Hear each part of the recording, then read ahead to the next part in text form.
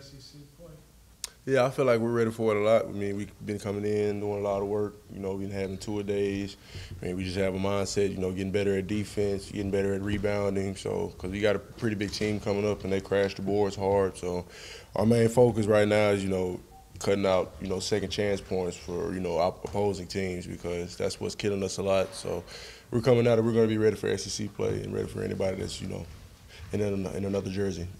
In your experience last year, what was the intensity level like going from non-conference, even against the good teams you played, to SEC play? And what do you need the young guys, the newcomers, to understand about that? The main thing that I wasn't ready for last year when it came to, you know, SEC play, because non-conference, you know, we ran through people. And then SEC play, first game we played with Tennessee.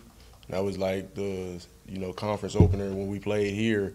And the physicality there, it was just way different from non-conference because, you know, everybody's playing for something. So I just had to step it up, and that's basically what the young guys are going to have to do. They're going to have to step it up and be ready to, you know, understand the fact that every foul is not going to be called. There's going to be a lot of pushing around and stuff. Everybody's going to try to punk them, but, you know, we just got to come back and hit them ourselves.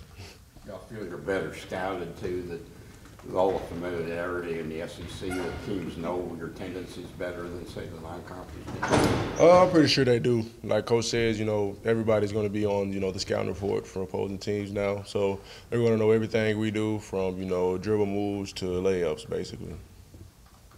Daniel, when you look at the rebounding, what seems to be the things that have prevented y'all from having rebound totals like you want? Basically, the main thing that keeps us from having the rebounds that we want is basically, you know, being physical and boxing people out.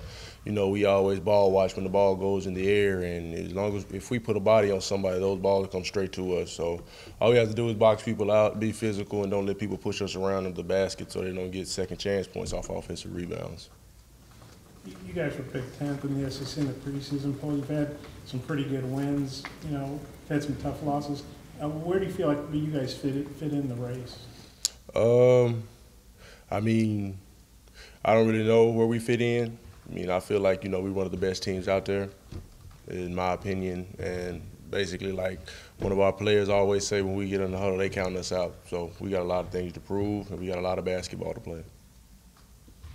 With A&M, there's no Tyler Davis, there's no Robert Williams. They got a lot of new guys, kind of like you all. What are you expecting from A&M? We're expecting, you know, a lot of physicality still, even though Tyler Davis isn't there, because, you know, he was a real physical player when he was there. But going there, we just can't, you know, misunderstand the fact that they're still going to be physical and they're still going to go to the boards hard. They're still going to, you know, have guards that's going to facilitate. So we just got to be ready for anything. You had a really good game against A&M here, not so good there. What do you remember about the game there, and does that give you extra motivation, even though some of those guys like Tyler Davis and Robert Williams aren't around anymore? About the game there, I mean, it's just that I was in that stretch that, you know, I wasn't really scoring or anything. I was basically going with the motions. I really wasn't, you know, basically ready for road games in SEC play, but you know, having that loss under my belt last year when they came here, it had me more ready, you know, to play against guys like Tyler Davis with, you know, their big bodies basically.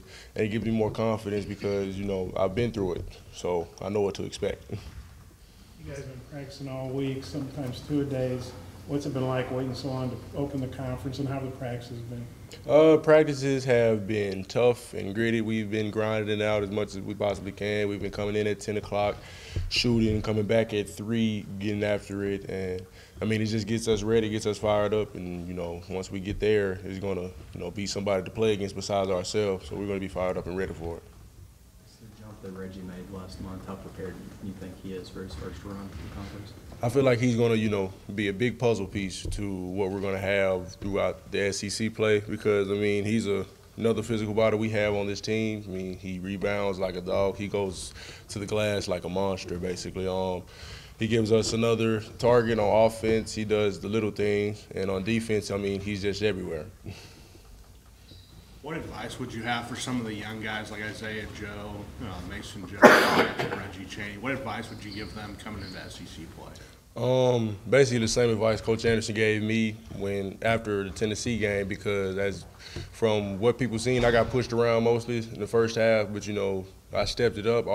Basically all they have to do is just dig down deep and actually find a way to get to that next level. Because once they get to that next level, that we can be unstoppable. Adriel got a couple of dunks last game. Do you feel like his confidence is getting back up there again? Yeah, I feel like Adriel is coming back. I mean, he's had a stretch where, you know, he's been down, but, you know, he's back up and running now, and he's ready to get on the ground running, basically. You know, the A&M lost to Texas Southern their last game, but Texas Southern's also won at Oregon and Baylor. When you see the team you're getting ready to play lost on to a SWAC team, what's your reaction to that? I mean, college basketball is, you know, a big thing, and it's full of surprises. So, I mean, I'm not surprised that they lost to Texas Southern. I mean, that's basically a tough loss for them, but I'm pretty sure they're going to come back and be ready to play with fire under their belt. I mean, it's not any surprise that, you know, SEC teams are losing to SWAC teams. I mean, we lost to Western Kentucky. We lost to Georgia Tech. I mean, it's just, you know, college basketball. It has its ups and downs.